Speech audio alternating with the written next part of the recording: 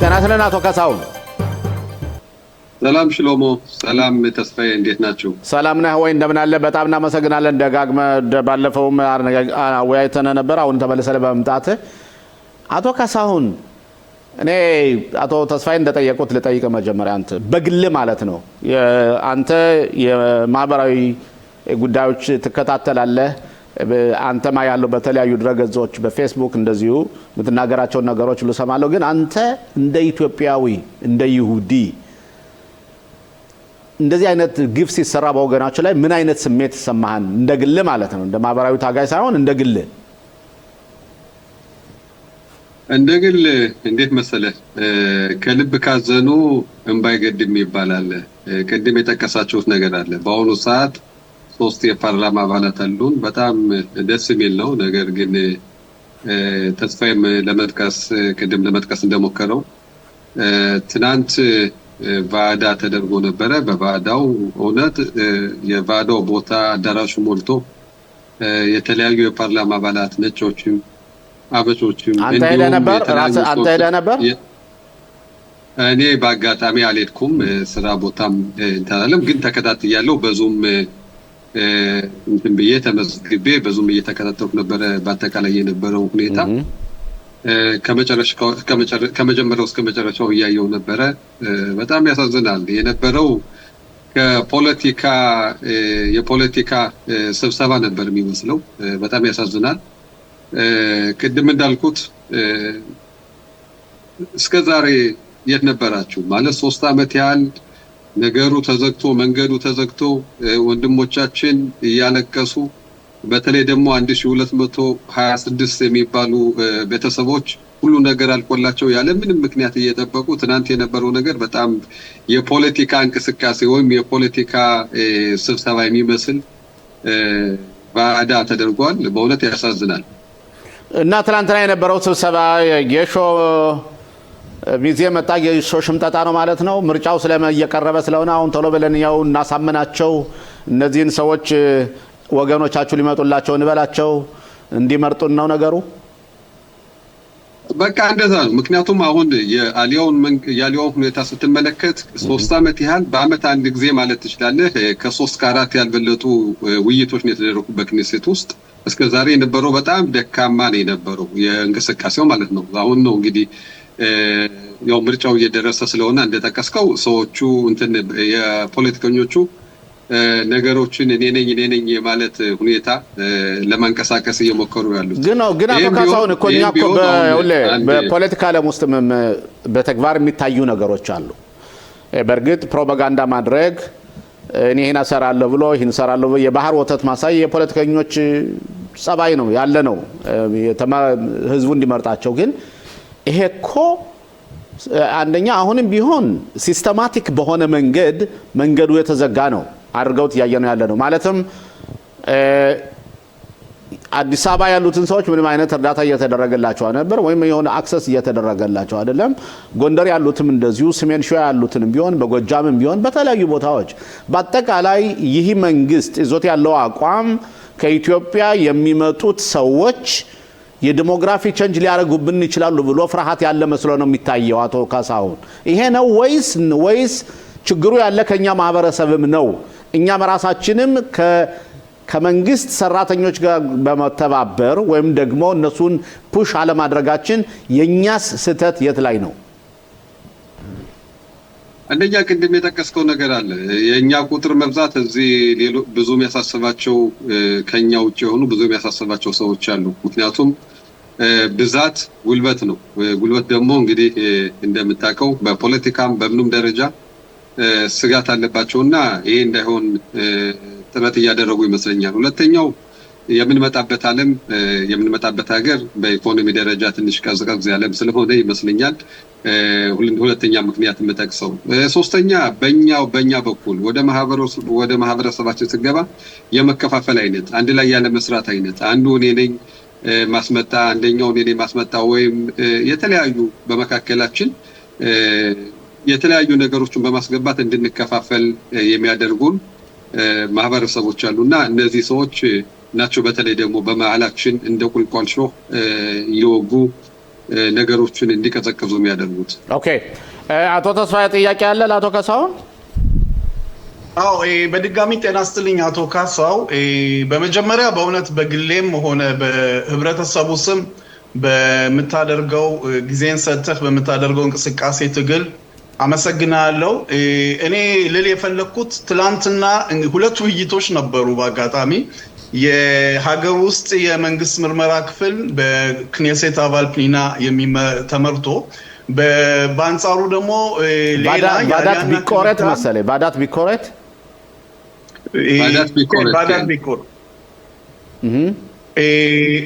በአንጻሩ ደግሞ ያው የአሊያና ክሊታ እንደዚሁ በሁለቱም በኩል እንግዲህ የተጠሩ እንግዶች ነበሩ። በአሊያና ክሊታ ድምጻቸውንም ላለመስማት በቃ የመንግስት ድርጅቶች ነበሩ እዛ፣ ግን በግል ደግሞ መጥተው ሰቆቃቸውን ለማሰማት የመጡ አዛውንቶች፣ አባቶች፣ እናቶች ሊሰሙ አልተቻሉም። ይሄ ትግል አሁንም የኔ ጥያቄ የሚሆነው በፖለቲከኞች የሚሆን ነው ወይስ ህብረተሰቡ በእውነት ይሄ ነገር ገብቶት ራሱ ህብረተሰቡ ወጥቶ ይሄን ትግል የሚቀጥልበት ሁኔታ ምን አይነት ሌሎች ሀሳቦች አሉ ለመጠየቅ ፈልጌ ነው። አንደኛው እንዳልኩ የፖለቲከኞች እንቅስቃሴ ነው። አሁን ትናንትና የተደረገው በአጠቃላይ የፖለቲኮች እንቅስቃሴ ነው። ባለፈውም ሰላማዊ ሰልፍ ተደርጎ ጥያቄዎች ተጠየቀው ጥያቄዎቹ ገና መልስ ሳያገኙ ነው። አሁን እንግዲህ ደግሞ ክኔሴት ውስጥ ባዳ ተደርጎ የተለያዩ ሰዎች እዛ የመጡ ሰዎችን አይተናቸዋል። ሽማግሌዎች በተለይ ይሄን ባዳ የሚለውን ምን ያህል ወደ መንግስት ውሳኔ ያመጣል የሚለውን ወይም አያመጣም የሚለውን በደንብ እንግዲህ ያው እናት አባቶቻችን ይሄን ገባ ብለው የሚረዱት አይመስለኝም። እነሱ የመጡት ያው ሮሯቸውን ለማሰማት ነው። እነሱ የሚያስቡት መተው ስለተናገሩ ቤተሰቦቻቸው ነገ ከነገ ወዲያ ይመጣሉ ብሎ በማሰብ ነው። ነገር ግን እኔም አንተም እንደምታውቀው ባዳ ተደረገ ማለት መንግስት ውሳኔ ይወስናል ማለት አይደለም። ባዳው በተለያየ ጊዜ የተለያዩ ወይም ዶክመንቶችን ሊያቀርብ ይችላል። መጨረሻ ላይ ግን ቁልፉ ያለው መንግስት ላይ ነው። ያነ ከእንደገና ወደ መንግስት ሄዶ ክኔሴት ውሳኔ ማስወሰን አለበት። ትናንትና እንደ ዋና ጥያቄ ተደርጎ የነበረው ያ 1226 ያህል ውሳኔ የመንግስት ውሳኔ ያስፈልጋቸዋል አያስፈልጋቸውም ነው። እንደኔ አሁን በተጠየቀኝ የመንግስት ውሳኔ ተወስኗል። የተወሰነ በጀት ማስበጀትና እነዚህ ሰዎች በአጭር ጊዜ ውስጥ እንዲመጡ ማድረግ ነው። የተለያዩ ሰዎች ደብዳቤ ተሰጥቶናል እንትን ብለናል እና አዲስ ውሳኔ ማስወሰን አለብን የሚሉ ሰዎች አሉ። እንደኔ የተሳሳተ ነው። አንዴ የተወሰነ ውሳኔ አሁንም ቢሆን ከአሁን በፊት እየተደረገ የነበረው አንድ ውሳኔ ተወስኖ በዛ ውሳኔ ላይ ሌላ ውሳኔ እየተደረገ እስከ ዛሬ ድረስ ደርሰናል። ውሳኔ 716 እንደምታስታውሰው 9400 ያህል ቤተሰቦች በአጭር ጊዜ ውስጥ እንዲመጡ እስከ 2020 ነበር የሚለው። ያን ውሳኔ ሳያልቅ በዛ ውሳኔ ውስጥ ሌላ ውሳኔ እየተወሰነ አሁን ደርሰናል ማለት ነው። እና ውሳኔ አያስፈልገውም። ሌላ ውሳኔ መሆን ያለበት አሁንም ቢሆን አልመሸም። አንድ አመት ያህል አለን እንሰራለን ካሉ ከመናገር ወጥተው ተግባር ላይ እንዲያሳዩን እንፈልጋለን። እዛ ውስጥ የጥምር መንግስቱ ውስጥ 2 የፓርላማ አባላት አሉ። እነሱ የሚጠበቅባቸው ሄደው ይሄን እንዲደረግልን እንፈልጋለን ጥያቄውን ማቅረብ ነው። ከዛ ውጪ ደግሞ አንዲት የፓርላማ አባል አለች። እነሷም ቢሆን ከነሱ ጋር ሐሳቦችን ሼር በማድረግ ልምድም ስላላት ከነሱ ጋር በመሆን አንድ ላይ መስራት የሚችሉበት ሁኔታ መፍጠር ይቻላል። ያው ትናንትና የተደረገው ከዛ በፊትም ያለው ይሄ ፎቶ መነሳት የተለያዩ ቪዲዮዎችን መቅረጽ እንጂ እውነት ተግባር ላይ ለመስራት ታስቦ እንዳልሆነ ለሁላችንም ግልጽ ነው። አቶ ካሳሁን እናንተ በጉዳዩ የፖለቲካ ጉዳይ እንዳይሆን ለምሳሌ እኔ በነበርኩበት ጊዜ ነበረ ኮሚቴ ነበረ ከውስጥ የባዳ ሳይሆን ሎቢ አቋቁመን ነበር። ሎቢ ላሊያማ ኢትዮጵያ ተብሎ ፕሮፌሰር አሬ ኤልዳድ በነበረበት ሚካኤይታን እኔ ሚካኤል ሚሻስ ነበርነ ሌሎችም ሎቢ የሚያደርጉ ነበሩ እና ያነ ስራ የፖለቲካዊ ስራ ሳይሆን ብዙ ጊዜ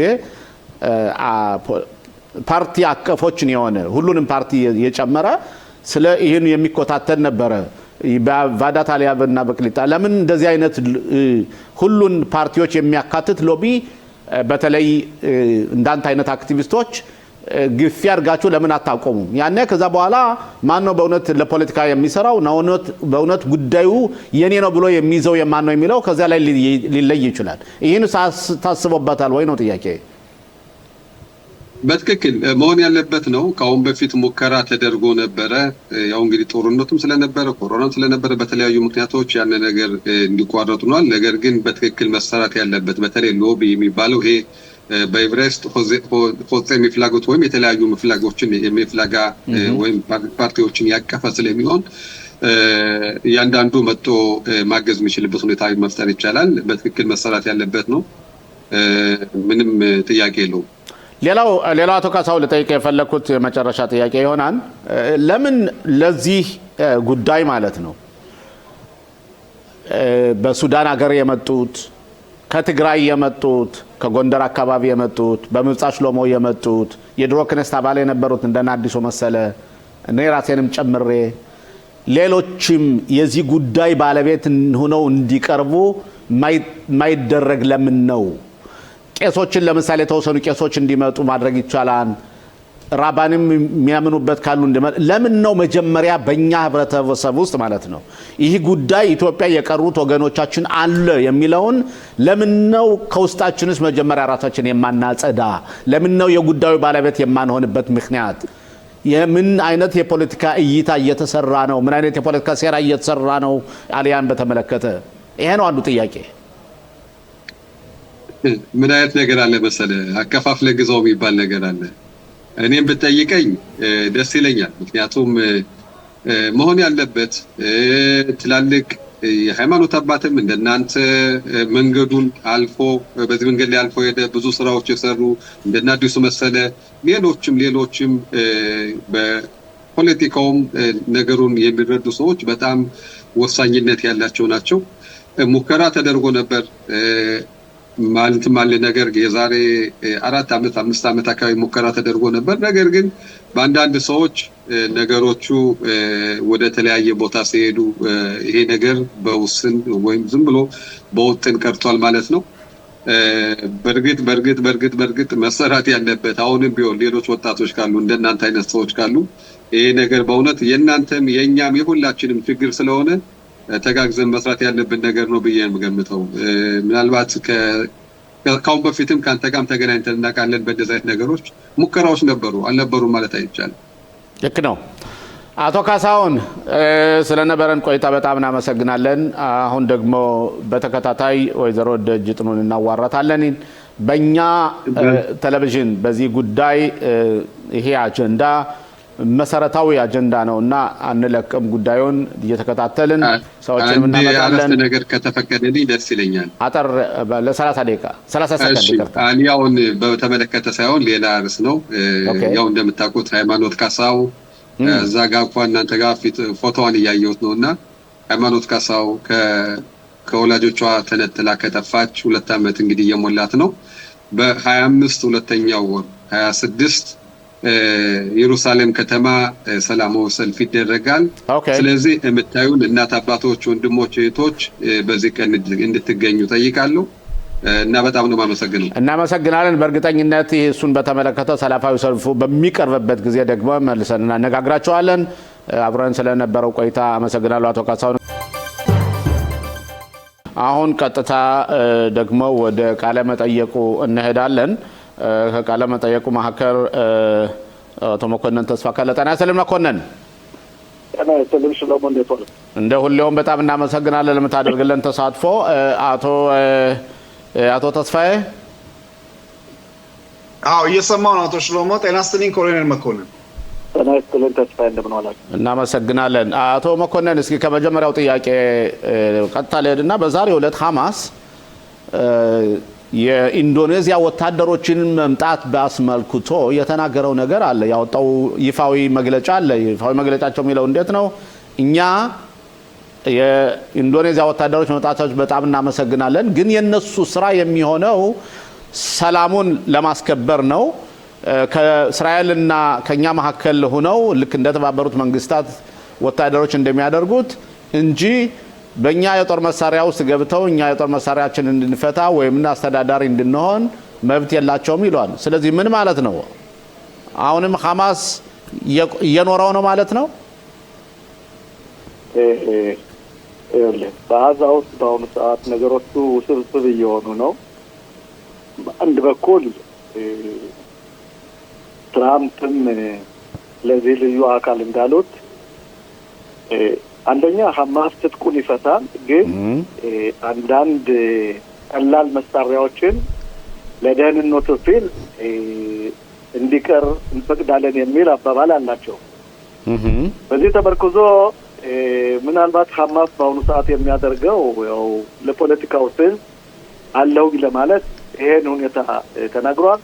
ግን ይህ የኢንዶኔዥያ ወታደሮች በአሁኑ ሰዓት ብዙ ለመመድ ያደረጉ ከተለያዩ ሀገራት የሚወጡ የመጀመሪያዎቹ ነው እንጂ ሌሎችም አሉ። ከግብጽም አሉ፣ ከካታርም አሉ፣ ከሌሎች ሀገራትም ሊኖሩ ይችላሉ። የነዚህ የነዚህ ወታደሮች ስራ የሚሆነው አንደኛ የጋዛን ህዝብና አካባቢውን ደህንነት መጠበቅ ሲሆን፣ ግን በተለይ ግን በአሜሪካ የተቋቋመው ኮማንድ ፖስት የሚባለው የሐማስን ትጥቅ ማስፈታት አለበት። በተለይ ዋሻዎችና ከባባድ የሚባሉ እንደ ሚሳኤል እንደ ሮኬት ያሉትን መቀማት አለበት፣ ማውደም አለበት። ያ ካልሆነ ወደ ሶስተኛ ደረጃ መተላለፍ አይችልም። ወደ ሶስተኛ ደረጃ የማይተላለፍበት ትልቁ ምክንያት እስራኤል ወደ ሶስተኛ ጋዛን መልሶ ለመገንባት የማይገባበት ሁለት ነገሮች አሉ። አንድ ሐማስ ትጥቁን መፍታት ብቻ ሳይሆን ግዛቱን መተው አለበት የሚል ነው። ይህን ፕሬዚደንት ትራምፕም የዚህ አካል የሆነው የዚህ ተቋምም የሰላም ተቋም ተብሎ ተቋቋመው በጋዛ በግልጽ ያውቃል። ያ ካልሆነ ትራምፕ እንዳሉት ስራው የሚሆነው የመከላከያ ነው። መከላከያ እንደምታየው በአሁኑ ሰዓት ምንም አይነት ገደብ የለውም። በጋዛም ውስጥ አንዳንድ ቴሮሪስቶች በሚንቀሳቀሱበት ሰዓት እያወደመ ነው። በየቀኑ መስመሩን አልፎ ብቻ ሳይሆን የተገኘ አንዳንድ በጥቅምት 7 ጉዳት ያደረሱ መረጃና ማስረጃ ያላቸው እየተያዙና እየደመሰሱ ነው። ይህ ይቀጥላል። በጋዛ ውስጥ ነገሮቹ ውስብስብ ናቸው። ጦርነቱ ገና አላለቀም። ነገሩ ግን እንደማየው ከሆነ አማጽያኑ ሐማስ ይሄን ወዶ ይሰጣል የሚል መላምት የለኝም። በዚህም አላምንም። እንደሚመስለኝ ከሆነ እንደ ድሮ ሳይሆን ማርሹ በተለወጠ ሁኔታ እስራኤል ራሷን በራሷ መታደግ አለባት። ልክ እንደ ሊባኖን እንደምታደርገው ሁሉ በጋዛም ውስጥ ታፍኖ የሚያዝ ቴሮሪስት ካለ መረጃ የሚሰጥ ከሆነ መገኘት አለበት፣ መምታት አለበት። ነፃ የሆነ እንቅስቃሴን በጋዛ ውስጥ መኖር አለበት ለመከላከያ። አቶ ተስፋዬ ለማቶ መኮንን ጥያቄ ካለ? አዎ፣ ጤና ይስጥልኝ በድጋሚ ኮሎኔል። እንግዲህ በአሁኑ ሰዓት ጠቅላይ ሚኒስትር ቢንያሚን ኔታንያሁ ያው አሜሪካ ነው የሚገኙት። ከዛ የሚወጣውን መልስ እስከምንቀበል ድረስ ሁላችንም ተስፋ አድርገን እየጠበቅን ነው። ጥያቄ የሚሆነው አሁንም ጋዛን ባስመለከተ ከአሜሪካ የሚወጡ መረጃዎች የአሜሪካ ፕሬዝዳንት አሁንም ሐማስ የተወሰኑ መሳሪያዎችን ራሱ እጅ ማስቀረት ይችላል የሚል ንግግሮች አሉ። እንግዲህ በአሜሪካ በአሁን ሰዓት የሚወጡ መረጃዎች ናቸው። የአሜሪካም አንዳንድ ባለስልጣኖች እንዲህ ያለ ነገር አልተባለም የሚሉም አሉ። ይሄንን ነገር እንዴት ያዩታል ኮሎኔል? ይኸውልህ እንግዲህ በሐማስ ሰበብም ይሁን በሌላው አካል ግዛት ጋዛን የሚገዛው አካል ቀላል የሆኑ መሳሪያዎች ያስፈልጉታል። ምክንያቱም ለደህንነቱ ሲባል ፖሊስን መኖር አለበት። ያ ፖሊስ ይዞት የሚሰራው መሳሪያ ግን ከባድ መሳሪያ መሆን የለበትም። ምክንያቱም እንደምታውቀው በጋዛ ውስጥም ሌብነት አለ፣ ስርቆት አለ፣ መግደል አለ። ያለ መከላከል ሲባል ልክ ይህ ተቋም ትንንሽ መሳሪያ እንዲኖረው ይፈቀዳል። በይሁዳ በሸምሮን እንደዚህ ነው ያለው። ስለዚህ ይህ ሁኔታ ሊሆን ይችላል። እንደመስለኝ ከሆነ መሆን አይቀርም። የአሜሪካ መንግስትም ነገሩን ምናልባት አላልን የሚበሉ እንጂ ነገሮች በገሃድ ወጥተዋል። ይህም እንግዲህ በእስራኤል ቁጥጥርም አይደለም። በአሁኑ ሰዓት እስራኤል ውስጥ አደራዳሪም አይደለችም። እሷ ከያዘችው ቦታ ተቀምጣ ያላትን ውሳኔዎች ያላቱን መስፈርቶች ተናግራለች እንጂ በዚህ ውስጥ ያለችበትም ዝሮ የሰላም ተቋም የተባለው በአዛ የተቋቋመው በቶኒ ብለር የሚመራው በዳይሬክተርነት ትራምፕ የሚመሩት ይህ ተቋም ይሆናል። ይህን ደግሞ እንግዲህ ነገሮቹ ስብስብ የሚያደርገው አንደኛ ሐማስ የሚያደርገው ድርጊት ነው። በአሁኑ ሰዓት ሐማስ ራሱን እያደራጀ ነው፣ ወታደሮች እየመለመለ ነው፣ አለው እያለ ነው። እነዚህ ነጭ ቴንደሮችንና መኪናዎችን እያዟዟረ ነው።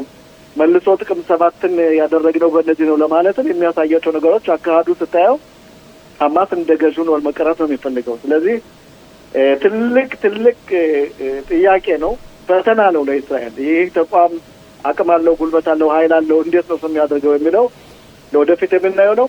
ሐማስ እንዳይኖር በአዛ ውስጥ በእስራኤል በኩል ተፈርዶበታል። ገዥም እንዳይሆን ተፈርዶበታል። መሳሪያም ይዞ እንዳይንቀሳቀስ ተፈርዶበታል። ዝሮ እኔ እንደምለው ምናልባት ጊዜ ይወስዳል እንጂ ስራው የሚሆነው የመከላከያና የእስራኤል ሀገር ነው ማለት እችላለሁ። አቶ መኮንን እንዴት ብሎ እዚህ ላይ አሁን ባለንበት ሁኔታ በተጨባጭ ሁኔታ አንተ እንዳልከው ባለንበት ሁኔታ የአሜሪካ መንግስት ሙሉ በሙሉ እኛ ወይም እኛ ጠቅላይ ሚኒስትርና የኛ ሚኒስትሮች የሚያቀርቧቸውን ሀሳብ አዛን በተመለከተ እየተቀበሉ አይደለም። ብዙ ነገሮች የተሰሩት ከተጠለፉት ወገኖቻችን ከማስወጣት ውጪ ብዙ ነገሮች የአሜሪካ መንግስት የወሰነውና መወሰን ብቻ ሳይሆን ከተባበሩት መንግስታት ሄዶ ያጸደቀው 21 ነጥብ አለ። እዛ ላይ ነገሮች በጣም ቁጭ ብለው ተቀምጠዋልና አሁን አንተ እንደምታስበው ከሆነ በተረጋጋ ሁኔታ ባለነበት ሁኔታ አሁን እንደገና ድንበሮች ተዘግተው ወታደር እንደገና የኛ ተዘጋጅቶ አዛ ገብቶ ሐማስ የጦር መሳሪያውን ያስፈታን ብለህ ትገምታለህ? አቶ መኮንን እውነቱን ስናወራ ማለት ነው። ይኸውልህ አንደኛ ይህ ድርድር ነው። በድርድር ላይ የምታቀርባቸው መስፈርቶች አሉ። እስራኤል ያቀረበቻቸው መስፈርቶች 3 ናቸው። አንደኛ ሐማስ ግዛት እንዳይኖር፣ ሁለተኛ መሳሪያውን እንዲፈታ፣ ሶስተኛ ከባድና ዋሻዎችን መቀማት አለበት የሚል ነው። ይሄን ድርጊት አንተ እንዳልከው ይህ ተቋም ያደርገዋል አያደርገውም ያ ሌላ ጥያቄ ነው። የእስራኤል ጥያቄ ግልጽ ነው። ምክንያቱም ካለባት ከነበራት ተለምዶ ነው ከጥቅም 7 ተለምዶ እነዚህ ነገሮች በዛው ካሉ በሐማስ ድርጅትነት በሐማስ እጅ ካሉ ዝሮ ሐማስ ማጥቃቱ ስለማይቀር እስራኤል ይሄን ማድረግ አለባት። አዛ ገብተን እንኖራለን፣ እንቀሳቀሳለን። በእኛ ሀገርም ያሉ አንዳንድ ሚኒስትሮች እና የፓርላሜንት አባላት የሚሉት ለወደፊት ልክ እንደ ወደ በሸምሮን ይሆናል አይሆንም ያ ሌላ ጥያቄ ነው። ኖ እሱ አይደለም። እኔ እንደመስለከው ነው እዛ ላይ ኮንሰንሱስ አለ ወይም ስምምነት አለ እስራኤል ሀገር ውስጥ በተለይ በጣም የቀኝ አክራሪዎች የሚባሉት እነሱ ካልሆነ በቀር አዛን ተመልሰን ዘን ወይም ደግሞ 53% እኛ ከያዝነው ከተማዎችን እንገነባለን የሚለው የሚሰራ መስሎ አይታየኝም። በተለይም አሜሪካ ያ ብቻ ሳይሆን ይሁዳና ሰማሪያ እንኳን ሰሞኑን የእስራኤል ሀገር በመሰጠቸው አንዳንድ ውሳኔዎች የአሜሪካ መንግስት ከፍ ተቃውሞነቱን እያሰማን ነው። ያ ሳይሆን አሁን ደጋግመን ምተደው አቶ መኮንን ሐማስ የደከመውን ሐማስ እስከ መጨረሻው ድረስ ያልጨረስ ነው። አሁን አንተ እንዳልከው ራሱን እንደገና ያንሰራራ ራሱን እያጠናከረ የኛ ወታደሮች ተመልሰው ገብተው ያሸንፋል የጦር መሳሪያውን ይፈቱታል የሚለው ጥያቄ ነው አነጋጋሪ ነው እና ምናልባት መጨረሻ ላይ ሐማስ አንዳንድ የተወሰኑ ውስን የሆኑ የጦር መሳሪያዎችን አከማችቶ ከሆነ ቦታ ጦር መሳሪያን ፈትቻለሁ ብሎ ግን ትልልቅ መሳሪያዎችን ይዞ ቢቀርስ ምንድነው የሚሆነው? አንደኛ በተለየ ሁኔታ እንደ ድሮው ሳይሆን ከጥቅም 7 በኋላ በአዛ ውስጥ ደህንነቱ ጥሩ ስራ እየሰራ ነው። ዋሻዎችን ያሉበትን ያውቃል። የማምረቻ ቦታዎችን ያውቃል። ይህ ድርጅት ሙሉ መረጃ የሚቀበለው ከእስራኤል ተቋማት ነው፣ ከእስራኤል ደህንነት ተቋማት ነው። ስለዚህ ያ ካልሆነ ነው ያልኩት። መልሶ መከላከያ ገብቶ ሐማስን የማውደም አቅም ጉልበት አለው። ችግር የለም። እንዲያውም በአሁኑ ሰዓት እኛ ኃይላችን እንዳለ ነው። ብዙ ኃይልም ሽርሽርና አንዳንድ ቦታዎችን ወጥቷል። በአሁኑ ሰዓት በ53% በአዛ ውስጥ እንቀመጥ እንጂ ለዛም ነው የተቀመጥነው፣ አንለቅም። ይህ ሁኔታ እስካልተደረገ ሐማስ ስምምነቱን ተቀብሎ መሳሪያውን ከፈታ፣ ዋሻዎቹን ከሰጠ፣ ካስረከበ፣ ከወደመ ምናልባት መከላከያ የሚወጣበት ከጊዜ ቦታውን እየለቀቀ ለሐማስ የሚሰጥበት ወይም ለገዢው የሚሰጥበት ጊዜ ይቀርባል እንጂ ካልሆነ እንደምነግርህ እንዳልኩ ለመከላከያ ሙሉ አቅም አለው፣ ጉልበት አለው፣ ኃይል አለው። እንዲያውም በአሁኑ ሰዓት ይቀለዋል እንጂ የሚከብደው የለም። ምክንያቱም 53% ላይ ባለበት ቦታዎች ዋሻዎች ወድመዋል። በራፊያን በሐኑነትም በመካከለኛው አዛም የቀረው ያው መካከለኛ አዙ ያለ ከተማዎችን እነሱን ገብቶ ደግሞ በቀላሉ ድባቅ መምታት ይችላል። ግን በዚህ ድርጊት ብዙዎች ሊጎዱ ይችላሉ። ሐማስ ለዛም ነው ይህ ተቋም ትልቁ ሰው የሚሆነው። አንደኛ ሌላ ገዥ አካል መወሰን አለበት። የሚደራጁ ነገሮችም አሉ በጋዛ ውስጥ ብዙ መስፈርት የሚገባቸው። ማን ነው ገዥ ካልከኝ ግን ሐማስን የማይወክል ሰላም የሚፈልግ ገዥ መኖር አለበት በጋዛ ውስጥ ባይ ነኝ። ኦኬ፣ አቶ መኮንን ወደ ጠቅላይ ሚኒስትራችን ጉብኝት ወደ አሜሪካ ልመልስህና ጠቅላይ ሚኒስትሩ የሄዱበት በጣም በአስቸኳይ ሲሆን አጀንዳቸው ሁለት ናቸው ተብሎ ይገመታል። አንዱ አዛም በተመለከተ ትራምፕ የጠሩት ስብሰባ ስላለ ከዛ ለመሳተፍ፣ ሁለተኛው ደግሞ ኢራንን በተመለከተ ነው። በኢራን ውስጥ የሚወጡት መረጃዎች እንደሚባለው ከሆነ ትራምፕን በሰጡት መግለጫ እኔ ጦርነት አልፈልግም ከኢራን መሪዎች ጋር ተደራድሬ በሰላም ችግሩ መፍታት ፈልጋለሁ ብለዋል። ምን ያህል ሊያስኬዳቸው ይችላል? ምን ያህል ወይስ ምን መጨረሻ ላይ ኢራኖች ታክቲክሊ እንደሚታወቁት ንግግር ለማነጋገር ኔጎሽዬሽን ያደርጋሉ፣ ግን ቢወቅቱ ውሃ ነው የእነሱ ጋር መወያየትና ዞሮ ዞሮ አላማቸውን አይረሱምና እንዴት ነው? ይኸውልህ አንደኛ ትክክል ጠቅላይ ሚኒስትሩ በአስቸኳይ የሄዱበት ልዩ የሆነ የሚያቀርቧቸው ነገሮች ለፕሬዚደንት ትራምፕ ይሆናል። ሁላችንም መገመት እንጂ የሚያቀርቧቸውን ነገሮች አናውቅም። እሳቸው ጋር የሄዱ አንድ የወደፊት የአየር ኃይል መሪ የሚሆኑ ፓይለት አሉ። የሚያቀርቡትን ለማንም አልተናገሩም። እሳቸው ግን የሚያቀርቧቸው ነገሮች እንደሚመስለን ከሆነ አንደኛ በኢራን ውስጥ በሚደረገው ድርድሩን ጠቅላይ ሚኒስትራችን እንደ እስራኤል ሀገር አትቀበለውም። በአሁኑ ሰዓት አሜሪካ እንደምታውቀው በመካከለኛው ምስራቅ ዘርፈ ብዙ መሳሪያዎች አሏት። ሙሉ አቅሟን በመካከለኛው ውስጥ አስመጥታለች። በአሁኑ ሰዓትም ብዙ ተዋጊ አየሮች ከአውሮፓና ከሌሎች ሀገራት ወደ መካከለኛው ምስራቅ እየገቡ ነው። በአንድ በኩል ይሄን ዝግጅት እያየ በሌላ በኩል ድርድር ማድረጉ ለእስራኤልም ለወደፊት አስጊ ስለሆነ በተለይ ኢራን በአሁኑ ሰዓት እንደምታየው በኢራን ሀገር ላይ በቴህራን 47ኛውን የርዕዮተ ዓለም የእስላሚስት አብዮት የሚለውን ለማስከበር እሳቸው በኢራን ላይ እያደረጉ ነው። ኦኬ፣ ህዝቦቻቸው በግድም ሆነ ተገደው መሰለኝ ይወጥተው መሪዎቻቸውን በተለይ የሚታደኑና ኢላማ የሆኑ መሪዎቻቸው ሰው ለብሰው ትልቅ ሰልፍ እያደረጉ ነው። ኦኬ፣ ያ የሚያሳየው የኢራን ጉልበት አለኝ፣ ኃይል አለኝ፣ ህዝቡ እኔ ጋር ነው ለማለት ነው።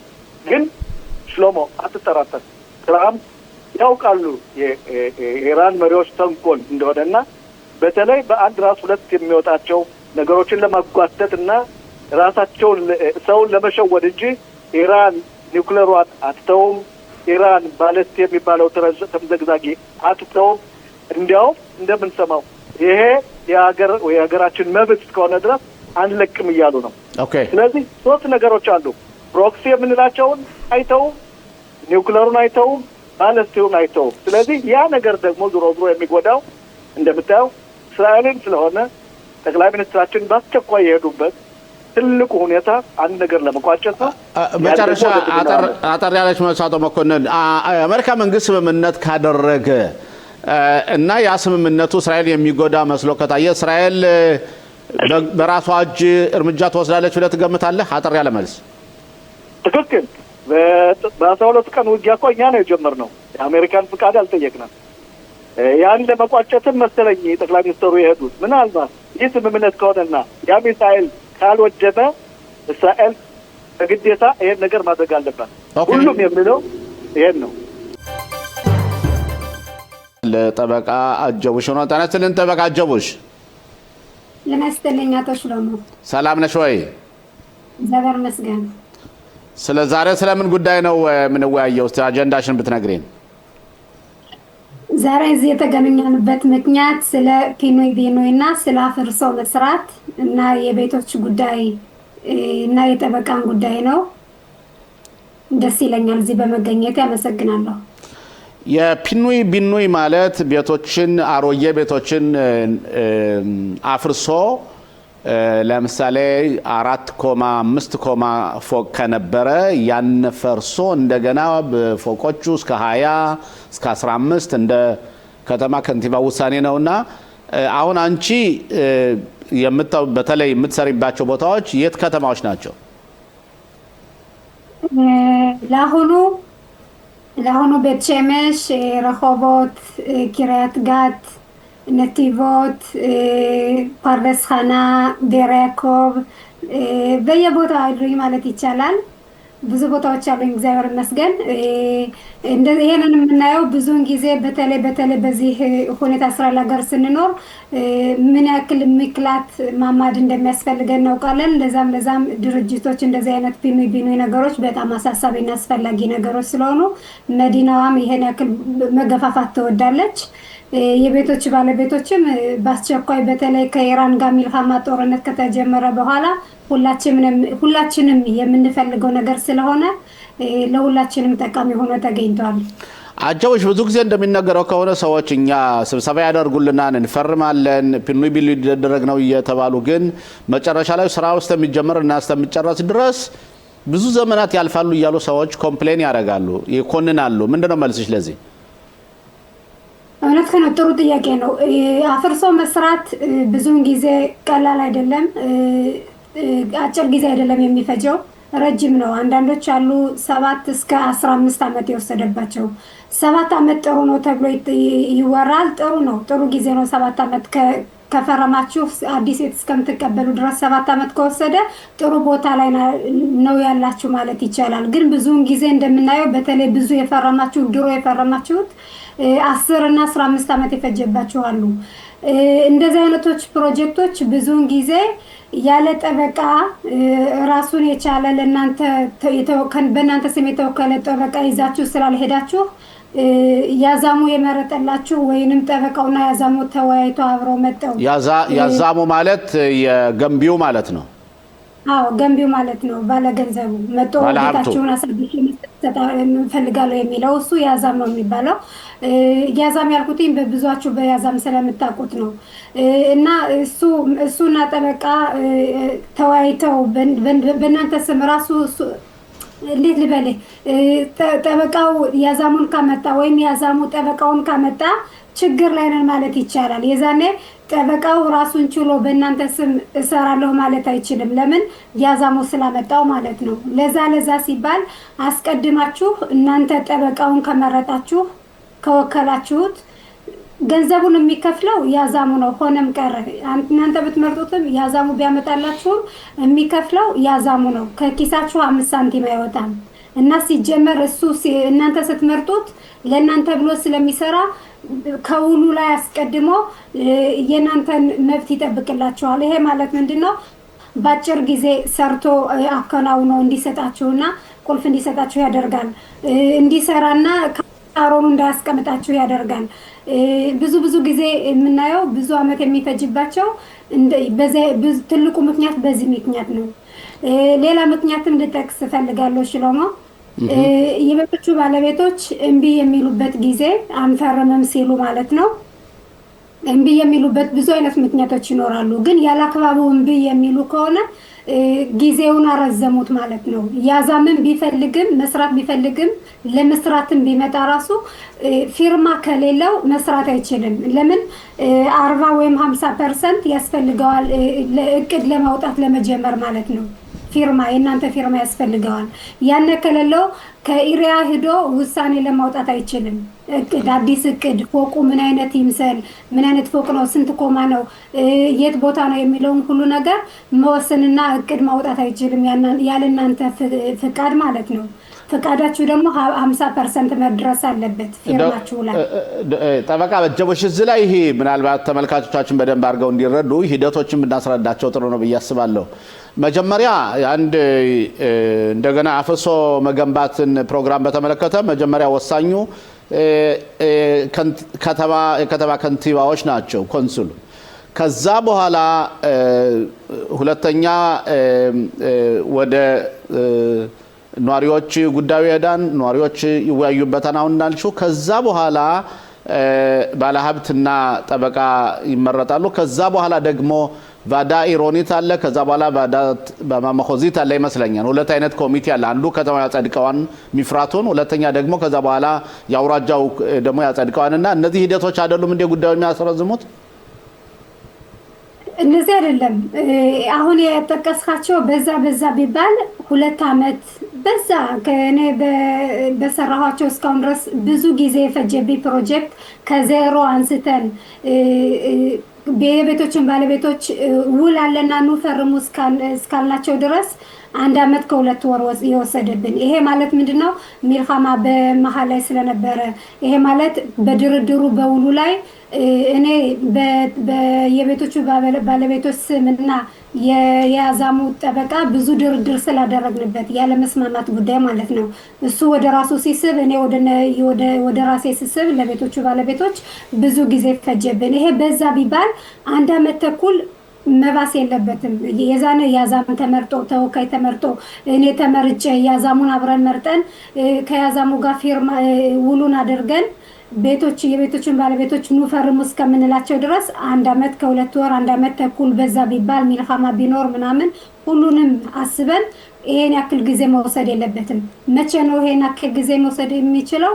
ሲቀጥል የቤቶቹ ባለቤቶች ፈርሙ ተብለው ውል ከቀረበላቸው በኋላ አንፈርምም ብለው ወይንም ያለ ምክንያትም ሆነ በምክንያትም ሆነ አንፈርምም ካሉ ጊዜው ይስባል ማለት ነው። የዛን ጊዜ ነው ብዙ ጊዜ የሚፈጅ።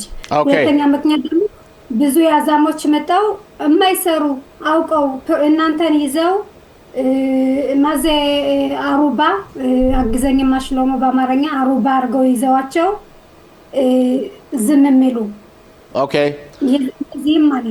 ኦኬ አቶ ተስፋዬ አብሮን ስላለ እስቲ እሱም ጥያቄ ነው። አቶ ተስፋዬ ጤና ይስጥልኝ ጠበቃ ጀቡሽ። በመጀመሪያ እዚህ በእውነት እየመጣሽ ለህብረተሰቡ የምታደርጊውን እንግዲህ ህብረተሰቡ የሚያስፈልገውን ጥያቄዎችም እኛ ለመጠየቅ እንሞክራለን። የእኔ ጥያቄ እንግዲህ የሚሆነው በመጀመሪያ ውሉን ባስመለከተ ትኩረት ማድረግ እፈልጋለሁ።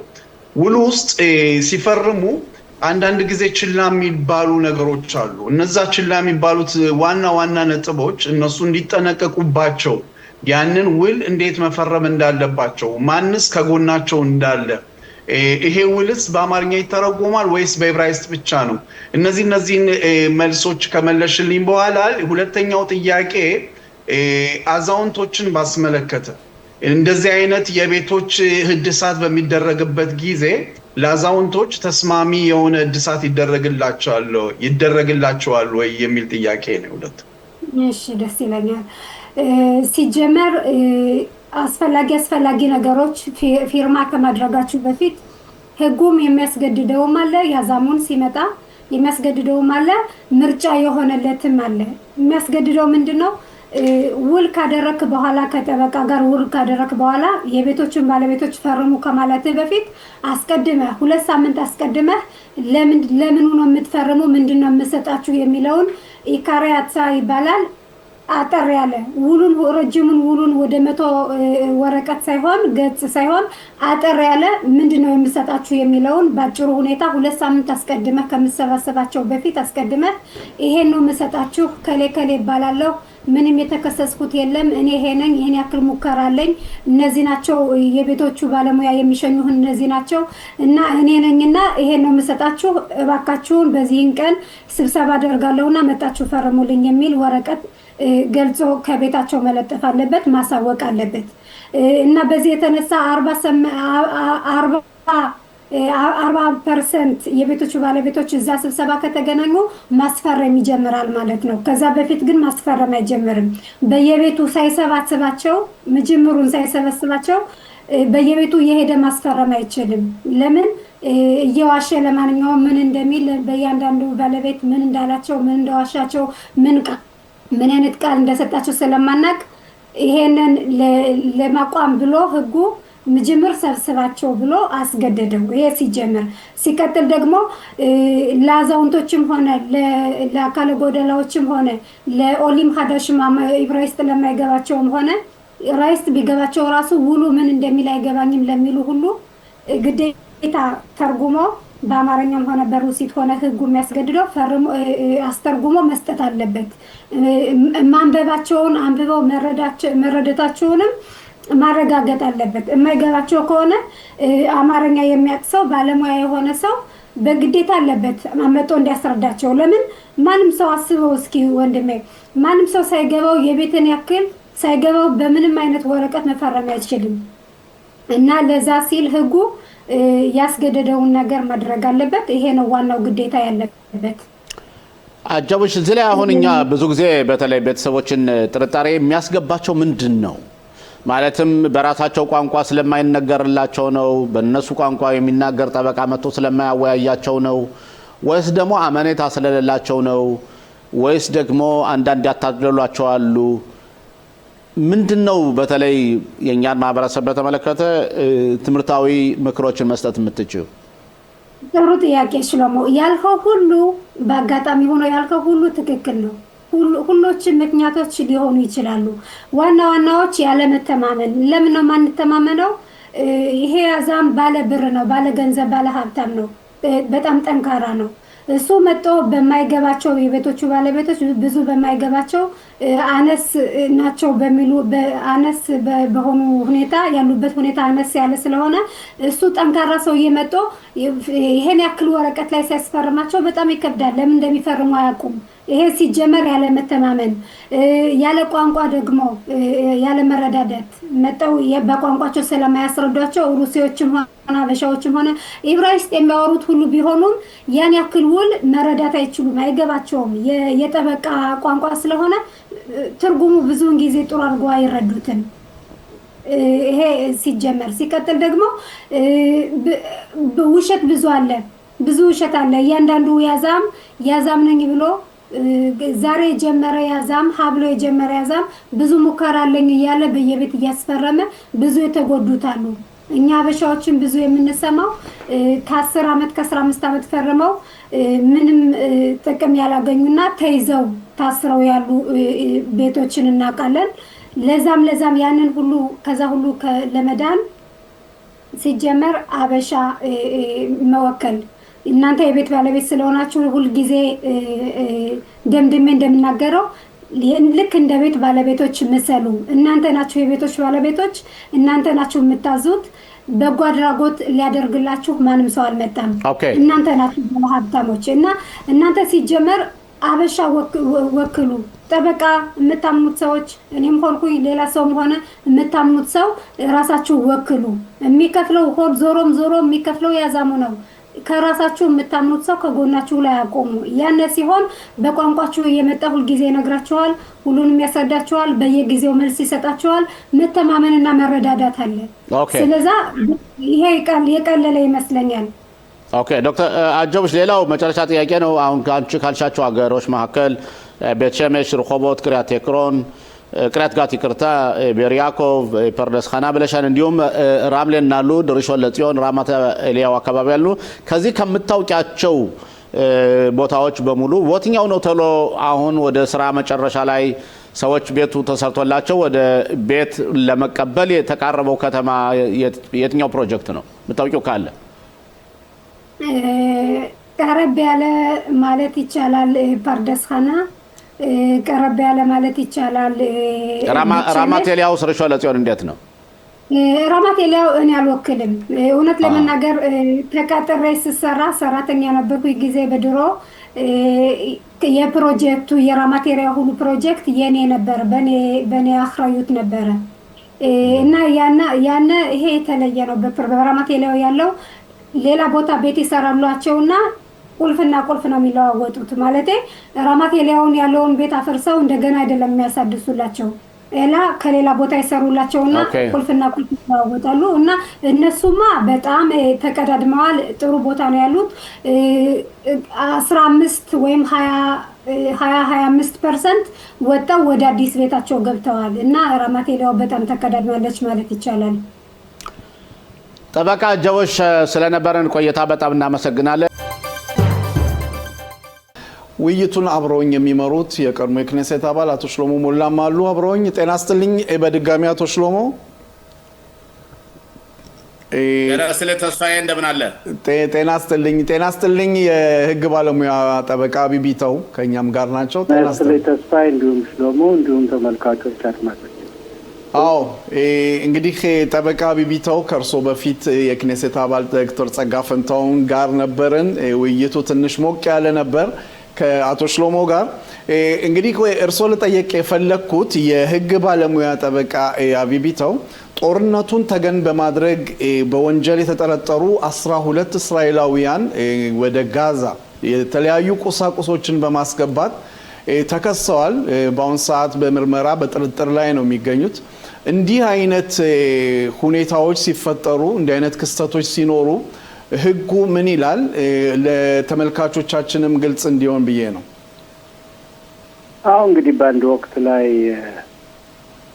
ምንድነው የምን ግርግር ለሌባ ይመቻል እንደሚባለው በአንድ በኩል ይሄ መጀመሪያ ጊዜ አይደለም። በተለያዩ ሁኔታዎች በጋዛ ሰርፍና በእስራኤል መካከል የተለያዩ የዕቃ ዝውውሮች፣ ህገወጥ የዕቃ ዝውውሮች በትንቅነታቸው በትንሽታቸው የታወቁ ሲካሄዱ የነበሩ ናቸው። አሁን ግን የበለጠ ደግሞ በጦርነቱ ጊዜ እስራኤል ግማሹን የጋዛ ሰርፍን በምትቆጣጠርበት ጊዜ እንደዚህ አድርጎ ለፍልስጤም ስደተኞች ለፍልስጤሞች እርዳታ በሚመስል መልኩ እቃዎችን በህገወጥ ለማስገባት መሞከር በጣም ከፍተኛ ወንጀል ነው። ምክንያቱም እቃ ብቻ አይደለም፣ ሲጋራ ብቻ አይደለም የሚገባ፣ ቆይቶ መሳሪያ ሊገባ የሚችልበት ሁኔታ አለ። ስለዚህ አዲስ ነገር አይደለም፣ ግን በጣም የሚያስደንቅ ነገር ነው። ምክንያቱም ትልቅ አንቱ የተባሉ ሰዎች ሁሉ የተሳተፉበት በርካታ ገንዘብ እንዲከፈል የተሰጠበት ሁኔታ ስለሆነ ለእስራኤል በጣም የሚያስደነግጥ ሁኔታ ነው።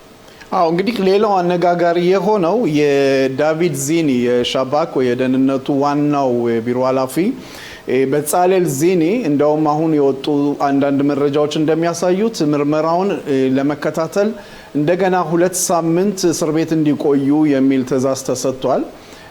በዚህ ጉዳይ ላይ እንግዲህ ወንድማቸውም ቢሆኑ በስራቸው ላይ እንቅፋት ሊኖር ይችላል ብለው ያስባሉ?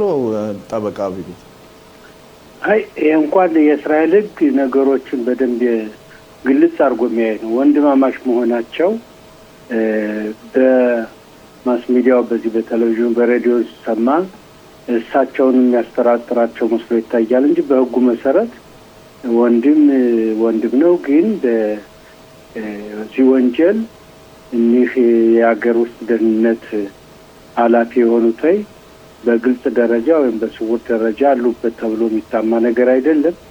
ግን የጋዜጠኛ ጉዳይ ስለሆነ አጠቃላይ ነገሩን በቤተሰብ ስም ወይም በወንድምነት ነገሩን እያራገቡት ነው ያሉ።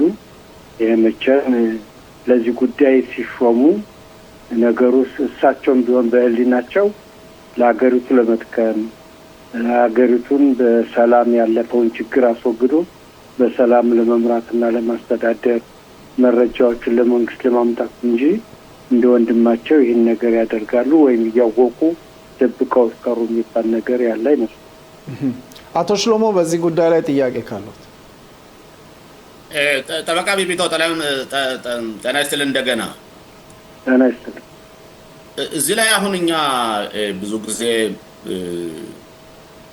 እኛ ማህበረሰብ ለገንዘብ ሲባል በቃ አገሪቱን ክደዋታል ማለት እንችላለን። አሁን የወጣ ያለው መረጃ ከዛ በፊትም የነበሩ ናቸው። እንደሚባለው ከሆነ ቅርብ ጊዜ ደግሞ ሌሎች መረጃዎች ሁሉ ይመጣሉና ይህ በሚሆንበት ጊዜ ግን የእስራኤል የመረጃ አካል የት ቆይተው ነው?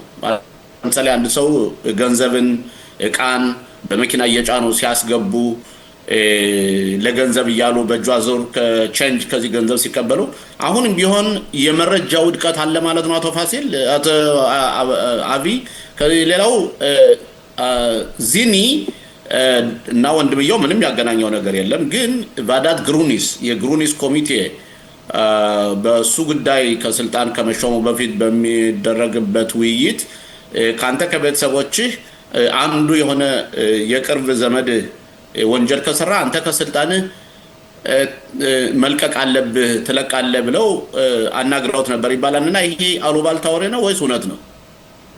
እንግዲህ አይነት ጥያቄ አንድ ሰው ለትልቅ ስልጣን በሚሾምበት ጊዜ እነዚህ ያሉ ጥያቄዎች ይቀርባሉ። ስለዚህ ለደህንነት ሚኒስተሩም የጥያቄ ሊሆን ይችላል። ግን አሁን ያለንበትን የአየር ጸባይ በደንብ ገምገም ያስፈልጋል። ከጠቅላይ ሚኒስትሩ ጀምሮ እስከ ተለያዩ ባለስልጣናት ድረስ በተለያዩ ወንጀሎች ተከሰው ያው 8 ዓመት ነገሩ እየተከራከረ ሳለ አሁን ወንድምየው በዚህ ደረጃ ተጠራጠረ እና ሰውየው ደግሞ ስልጣናቸውን መልቀቁ በመጠበቅ ወደ ቂልነት አስተሳሰብ ነው የሚያመራው። ምክንያቱም ዋናው ኃላፊው ምሳሌ ከሆነ ሌሎች ምሳሌ እየሆኑ ይሄዳሉ። አሁን ግን እንደሚታየው ከሆነ ምሳሌነት እየጠፋ ነው በአገሪቱ እና የደህንነት ሚኒስትሩ ደግሞ ከዚህ በፊትም ከጠቅላይ ሚኒስትሩ ጋር የመጡ ናቸው። ጠቅላይ ሚኒስትሩ ነው የሾማቸው። ለወደፊቱም ጠቅላይ ሚኒስትሩ በሚደረጉባቸው ምርመራዎች ወይም በጠቅላይ ሚኒስትሩ ቢሮ በሚደረጉ ምርመራዎች እሳቸው ምን አቋም ይወስዱ ይሆን የሚል ከፍተኛ ገጭ ገዋለ። ስለዚህ ይሄ ጉዳይ አሁን ይሄ የተፈጠረው የወንድምየው ጉዳይ በባለስልጣኑ ላይ የህሊና ጥያቄ ቀርቦ ስልጣኑ ይለቃል ተብሎ ማሰብ እኔ እንጃ ያላስበው። ምክንያቱም ይሄ አይደለም ያየሩ ጸባያው። አዎ እንግዲህ ወደ ሌላ ጉዳይ ስንሄድ ጠበቃ አቢ በአረብ ህብረተሰብ በአገር ውስጥ እንግዲህ የመገዳደል ወይም ይሄ የቤተሰብ ደም መመላለስ ሁኔታ እየተስፋፋ መጥቷል። ይሄም አስጊ የሆነ ነው። ብዛት ያላቸው አረቦች ዛሬ ጠዋት እንደዚሁ በሰሜን እስራኤል 2 አረቦች እንደዚሁ ተገለዋል፣ አንድ ቆስሏል። ይሄ ነገር መንግስት ትኩረት የሰጠው መስሎ አይታይም፣ መፍትሄም ሊገኝለት አልተቻለም። በዚህ ጉዳይ ላይ በእውነት ምን አይነት መፍትሄ ያስፈልጋል ብለው ያስባሉ? አሁን በጀመርነው በ2026 በ2 ወር ውስጥ ብዛት ያላቸው የአረብ ህብረተሰቦች በዚህ ሁኔታ ላይ እንደተገዳደሉ የሚያሳይ መረጃዎች እየወጡ ነው። በዚህ ሀሳቦት ምንድነው ጠበቃ? እንግዲህ በመጀመሪያ ደረጃ ሁላችንም መገንዘብ ያለብን በእስራኤል ሀገር የሚኖሩ የአረብ አረቦች የእስራኤል ዜጎች ናቸው። ስለዚህ ከነሱ መንደር አሁን የሚነደው እሳት ወደኛ ይደርስም ብሎ ማሰብ ቄልነት ነው እና እንደዚህ ያለፈው ወር በጥር ወር ውስጥ ወደ 32 አረቦች ሙተዋል ነው የሚባለው። ስለዚህም በሚመለከት ጠቅላይ ሚኒስትሩም ሆነ የፖሊስ ሚኒስትሩ ቤንግቪር ገለጻ መስጠት ነበረባቸው። ምን ነው ነገሩን እናንተ ምርዱን ብለው ለአረቦችን ጥሪ ማድረግ ነበረባቸው። ሲሆን ግን አልታየም ይህ ነገር። እንዲያውም ባለፈው 3 ሳምንት መሰለኝ በደቡብ አካባቢ ቤርሸባ አካባቢ በነበረው ችግር ሚኒስተሩ ሄደው የፍከራ ቃላትን አሰምተው ነው የተመቱ እንጂ ወንበዴዎችንም አልያዙም፣ የደረሰውን ችግር መፍትሄ አልሰጡም። ስለዚህ የቀኝ ክንፍ መንግስት ሙሉ በሙሉ ያለበት የአሁኑ መንግስት የሚያስቡት እንግዲህ በእኔ አስተያየት ከአረቦች መንደር የፈነዳው ራሳቸው አረቦችን ያደክማቸዋል፣ አንድ እንዳይሆኑ ያደርጋቸዋል እንጂ ወደኛ ወደ እስራኤል ወደ ይሁዲው ወደ እስራኤል ዜጎች ይደርሳል ብለው የሚያስቡ ምስሉ አይታይም። ይሄ በጣም አሳፋሪ ድርጊት ነው። ምክንያቱም አንድን ነገር በጦርነት አይደለም የሚፈታው።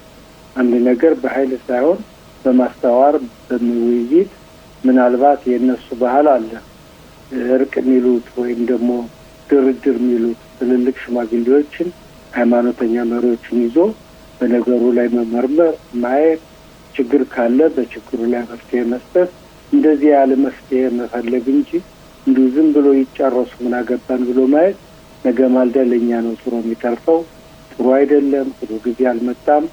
ይሄ በጣም ከውጭ ጦርነት ይልቅ የውስጥ ጦርነት ነው የሚያጠቃን። ምክንያቱም አረቦች እነሱ በእነሱ ተጋደሉ ማለት ሰላማዊና ረባሾች ወይም ገንዘብ ፈላጊዎች ናቸው እንደሚያደርጉ ስለዚህ ይሄ ጉዳይ ደግሞ ወደኛ እየመጣ ነው ፋብሪካ ያላቸው የስራ ተቋም ያላቸው በሙሉ ፕሮቴክሽን ወይም እንድጠብቃችሁ ከፈለጋችሁ ገንዘብ እየተባሉ ነው ካልሆነ ግን እየተካፈለባቸው ነው ይሄ ሁሉ ሀገሪቱ ላይ የትም ቦታ ቢሆን ይሄ ጉዳይ የሚያስፈልግ ነው የእስራኤል መንግስት አንድ ቅድመ አውቆ አለበት ዝም ብሎ ግናታፎ በጎን ማየት አለበት በዚህ ጉዳይ ላይ ጠበቃ አቢ የማህበረሰቡ ኃላፊነትስ እነዚህን ወንጀለኞች በቅርብ የሚያውቋቸው ናቸው እንደውም ከሰሞኑ አንድ አረብ ሲናገር እንደሰማሁት ያለው መሳሪያ ጦር ሰራዊቱ ካለው መሳሪያ ይበልጣል የሚል ንግግር ነው የተናገረውና የነሱ ኃላፊነት እዚህ ላይ የማጋለጥ ሁኔታ በአሁን ሰዓት ቴልአቪቭ በዛ ያሉ አረቦች ያው ሰላማዊ ሰልፍም እያደረጉ ነው ሆኖም ግን ይሄ በቂ ነው ወይ ለምንድን ነው የማያጋልጡት የሚለው ሁኔታ ከመንግስት ጋር አንድ ላይ ሆኖ ተጣምሮ የመስራት ሁኔታዎች በእውነት በአሁን ሰዓት ለዛ ሰውዬ ሊገደል የመጣው ሰውዬ ብቻ ሳይሆን በአካባቢው ያሉት ንጹህ ዜጋዎች ላይም እንደዚህ አይነት ጉዳት እየደረሰ ነው የነሱ ኃላፊነት ምን ላይ ነው ብለው ያስባሉ ጠበቃ እንግዲህ በመጀመሪያ ደረጃ ህዝቡ ከመካከሉ ያሉትን ነገረኞች ወይም ወንበዴዎች ለማስለቀቅ ወይም ለማራቅ በሚጥርበት ጊዜ የመንግስትን ድጋፍ ይፈልጋል መንግስት አይዟችሁ ከጎናችሁ ነን እንደዚህ የሚረብሻችሁ ካላችሁ ሚስጥር አውጥታችሁ ለኛ ነገራችሁ በኋላ ይረብሽ ካለ እኛ አንመራውም እርምጃ እንወስዳለን በርቱ እያለ በግልጽም በስውርም ይሄን ጉዳይ የሚከታተል ከሆነ ህዝቡ አዎ ነገሮችን ያውቃል አብሮ የሚኖር ነው ማድረግ ይችላል አሁን እኮ ለፖሊስ መረጃ የሚሰጥ ፖሊስ ደግሞ ዝም አይልም እዚህ አካባቢ ለተነሳው ወንበዴ መረጃ ግንተናል ሲባል የሚጠረጥሯቸዋል ወይም በግልጽ የሚያገኟቸዋል እንዲህ ያሉ ሰዎች ቀጥታ እየገደሉ ነው ስለዚህ ህዝቡ እንዲተባበር ካስፈለገ መንግስት ልዩ ዝግጅት አዘጋጅቶ እንደዚህ ወሬ የሚያቀብሉትን ጉዳት እንዳይደርስባቸው የገንዘብ እርዳታም የተለያዩ እርዳታዎችን ማድረስ የሚችልበት ሁኔታ መፈልግ ካልሆነ በስተቀር እንደዚህ ነገር ለፖሊስ ነገር ሰርቶ በነገ ማልዳው የሚገደል ከሆነ ማንም ይቀርብ የለም ስለዚህ ህዝቡ ተፈራርቷል ነገ ማልዳ ብናገር ለኔ ነው እያሉ ችግር ስላለባቸው ይሄን ጉዳይ ግዴታ መንግስት ሊደግፈው መንግስት አይዟችሁ ሊል ይገባል እንደዚህ እስካላለ ድረስ ችግር አለ የህግ ባለሙያ አቢቢታው ጠበቃ አቢቢታው በእውነት ስለነበረን ቆይታ ስለሰጡን ትንተና በጣም እናመሰግናለን ሻባት ሻሎም መልካም መጨረሻ ሳምንት ይሁንልን እኔም እንደዚህ አመሰግናለሁ የቀድሞ የክኔሴት አባላቶ ሽሎሞ ሞላ ፕሮግራሙን ከኔ ጋር አብሮ የሚመሩ መስመር ላይ ይገኛሉ ጤና ይስጥልኝ አቶ ሽሎሞ ጤና ይስጥልኝ ተስፋዬ እንደምን አለ ጤና ይስጥልኝ መልካም ሳምንት ብያለሁ አቶ ሽሎሞ መስመር ላይ ጋዜጠኛ ፋሲል ለገሰም ይገኛል ጤና ይስጥልኝ ፋሲል ጤና ይስጥልኝ ተስፋዬ ጤና ይስጥልኝ ሽሎሞ ጤና ይስጥልኝ እንግዲህ ሰላም ተባባሉ ይቅርታ እንግዲህ ያው የመጀመሪያ ሳምንታችንን መክፈቻ የምናደርገው በአሳለፍነው ሳምንት እንዳገባደድነው የአርቡ ውይይት ምን አይነት ምን አይነት ውጤት ላይ ደረሰ በሚለው እንጀምርና ፋሲል ከዛም የፊታችን ረቡዕ ጠቅላይ ሚኒስትር ቢንያሚን ኔታንያሁ የሚያደርጉትን ጉዞ ባስመለከተ የበለጠ ትንተናም እንድትሰጠን ነው እንዴት አየው የአርቡን ፕሮግራም ፋሲል ኦኬ ያው ባለፈው ሳምንት መጨረሻ ሐሙስ እንደተቆመው ሶሞ ተስፋዬ አርብ የአሜሪካ ልዩ የሉካን ቡድን በዊትኮፍና በጀራርድ ኩሽነር የተመራው ቡድን የአሜሪካን የማዕከላዊ አዛዥንም እንደዚሁ ኩፐርን ጨምሮ ኦማን ውስጥ በፋርስ ባህረ ሰላጤ ከኢራን ውጭ ጉዳይ ሚኒስትር ጋር ተገናኝቶ ነበር የቀጥታ ውይይት አልነበረም ውይይቱ የተካሄደው ውይይቱ በሚካሄድበት ሀገር አማላጅ በሆነችው በኦማን የውጭ ጉዳይ ሚኒስትር አማካኝነት ነበር ያም ሆነ ይህ ብዙ ነገሮች አልወጡም አጠቃላይ የሆኑ ነገሮች ናቸው የወጡት እንደሚባለው ከሆነ ኢራኖች አሁንም ቢሆን የኒውክሌር ጦር መሳሪያን ብቻ እንጂ ሌሎቹን ተጨማሪ ነጥቦች ለመዋየት ፍላጎት እንደሌላቸው እየገለጹ ነው። አሜሪካ ግን በዚህ ጉዳይ ላይ አሻፈረኝ እንዳለች ነው። ሁለቱ ተጨማሪ የውይይት ነጥቦች ይሆናሉ ተብለው የሚጠበቁት ባለፈው ሳምንትም ገልጸናል፣ ተምዘግዛጊ ሚሳኤሎችና ኢራኖች ለፕሮክሲዎቻቸው ማለትም ለቡችሎቻቸው ስለሚለግሱት እርዳታ ነው። ያም ሆነ ይህ እንግዲህ በአጠቃላይ ውጤቱን እንደዚህ ግልጽ አድርጎ ለማወቅ ያዳግታል። በቅርቡ ተገናኝተው እንደገና ሁለተኛ ዙር ውይይት እንደሚያደርጉም መግለጫዎች እየወጡ ነው፣ ግን ማንም እርግጠኛ አይደለም። ይህ በዚህ እንዳለም አሜሪካ የጦር ኃይሏን አሁንም በፋርስ ባህረ ሰላጤ አካባቢ ማከማቸቷ እንደቀጠለች ነው። ሌላው አዲስ ነገር እንግዲህ ይህ በዚህ እንዳለ ውይይቱን በማስመልከት ተጨማሪና ወሳኝ ውይይቶችን ለመወያየት ጠቅላይ ሚኒስትራችን ለሰባተኛ ጊዜ ዶናልድ ትራምፕ ከተመረጡ በኋላ ፊታችን ረቡዕ ወደ አሜሪካ ዋሽንግተን ይጓዛሉ ተብሎ ይጠበቃል። አቶ ሽሎሞ በዚህ ጉዳይ ላይ የሚሉት ካሉ? እኔ እንኳ ጭማሬና መጨረሻ ላይ አቶ ፋሲል መጠየቅ የምፈልገው ቢኖር አሁን ባለንበት ሁኔታ የእስራኤልና የአሜሪካ አቋም ከሞላ ጎደል አንድ ነው ማለት ይቻላል። ጠቅላይ ሚኒስትር ቤንያሚን ኔታንያሁ ወደዛም ሄደው ትራምፕን የሚያገኙት ምናልባት በአማካሪዎች መካከል ለዘብተኝነት እንዳይሰማና ከትራምፕ ጋር ጉዳዮችን ለማረጋገጥ መስሎ ይታያል። ግን የአሜሪካ ተደራዳሪዎች የሚሰጡት ሀሳብ ብዙ ውጤት እንዳላስገኘ ነው። ግን ኢራኖች ግን የነበረው ውይይት በጣም ውጤታማ ነው እያሉ ያን ተናገሩ ነው እና ምናልባት እዚህ ላይ አቶ ፋሲል ኢራኖች የአሜሪካን ለዘብተኝነት ለማሳየት የሚያደርጉትና በተለይ የአረብ ሀገሮች አሜሪካን ጫና አድርገው ጦርነት በእነሱ ላይ እንዳይሆን ለማስተባበል ነው ወይስ በእውነት የነበረው ውይይት እንደ ኢራኖች እንዳሉት መስሎ ይታያል? ሁሉንም ሊሆን ይችላል። ግን አንድ ራሱ ጠይቀ የመለስከው መልስ አለ።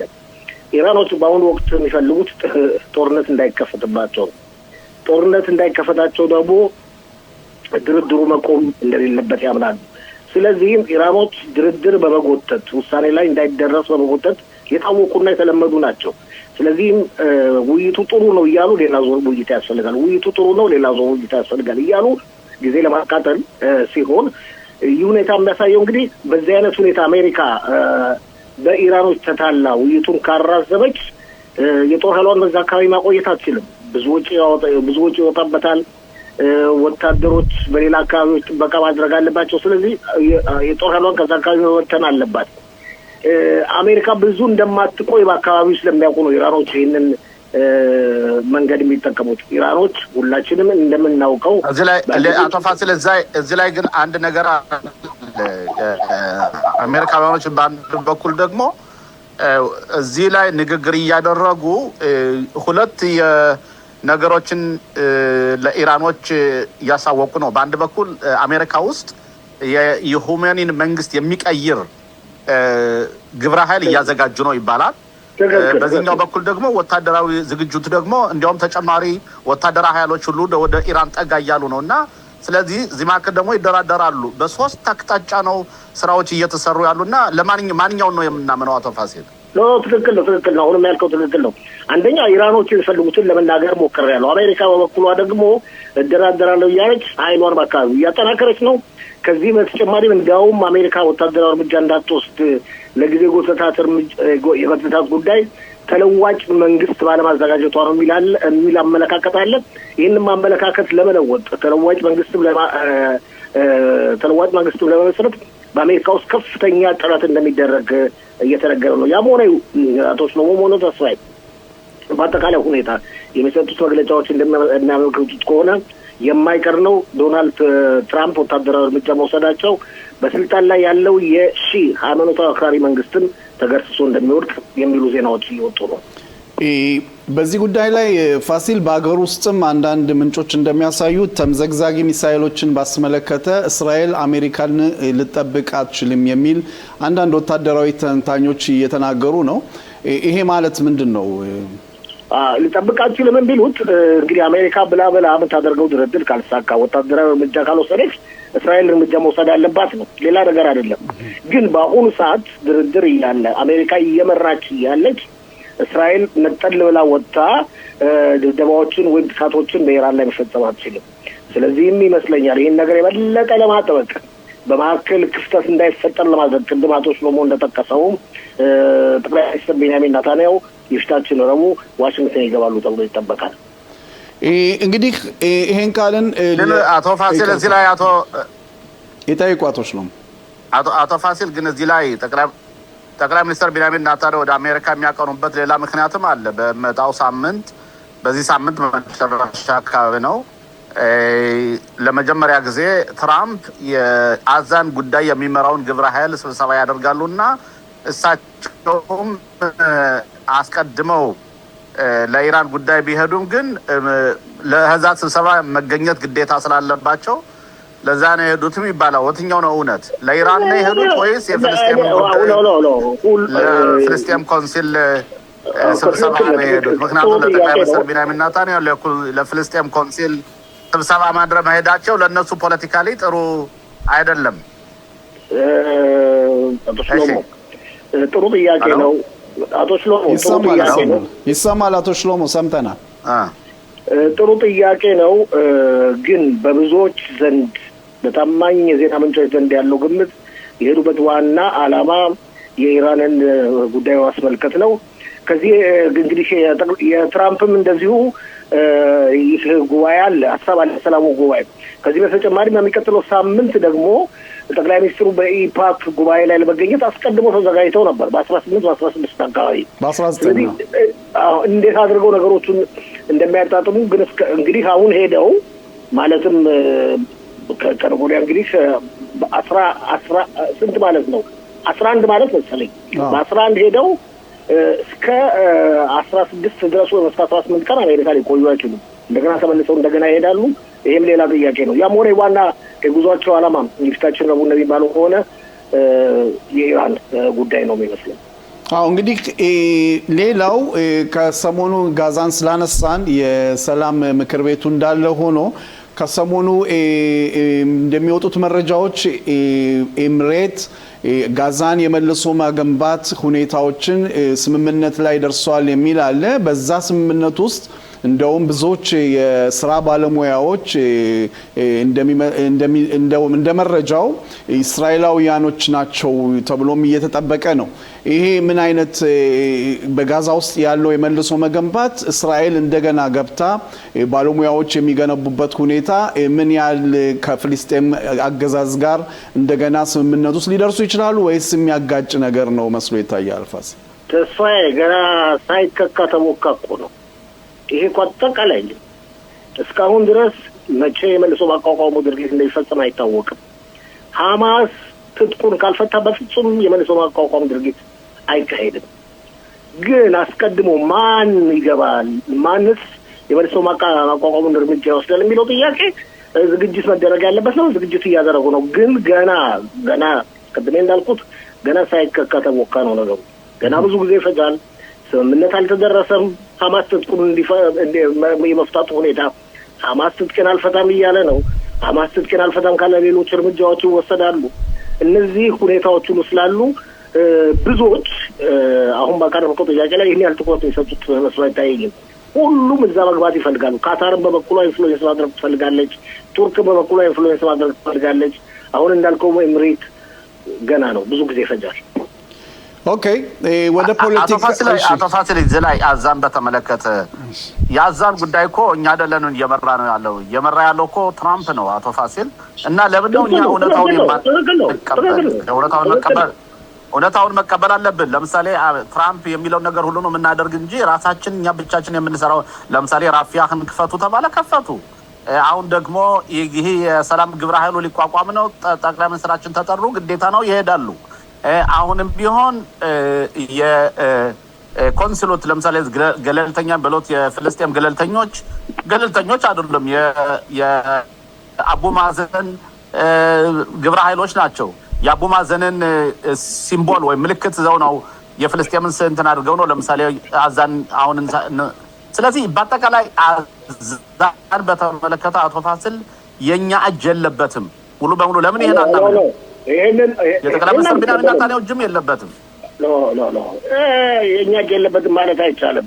እርግጥ አሜሪካ ትመራለች ይባላል እንጂ የኛ እጅ የለበትም። የኛ እጅ ያለበት በ57% እስካሁን ድረስ አቶ ፋሲል 57% እኛ በመያዝ ነው። እሱን እኛ ያለንበት እንደማመጥ ቆይ የኛ እጅ የለንበትም። እንደው ከላይ ይመስላል እንጂ ለውጭ የሚታየው ሁኔታ ይሆናል እንጂ ውስጥ ለውስጥ ሁሉም በስምምነት ነው የሚካሄደው። አውቃን እስራኤልም አሜሪካ እንድትመራ መንገድ ይከፈተች ነው። ውስጥ ለምስ የሚካሄደው በተግባር እኮ ሐማስ እኮ እስካሁን ሀገር እየመራ ነው ያለው። አቶ ፋሲል ልጨርስ ይቅርታ። አሜሪካ እኮ አሜሪካን የሚቀበሉ ሀገሮች አሉ፣ እስራኤልን የማይቀበሉ ሀገሮች አሉ።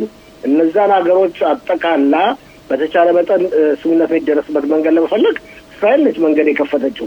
እስራኤል ነች አሳምናም ዶናልድ ትራምፕን በዚህ ጉዳይ እንዲገቡ ከመጀመሪያ ጀምሮ ግፊት ያደረገችው።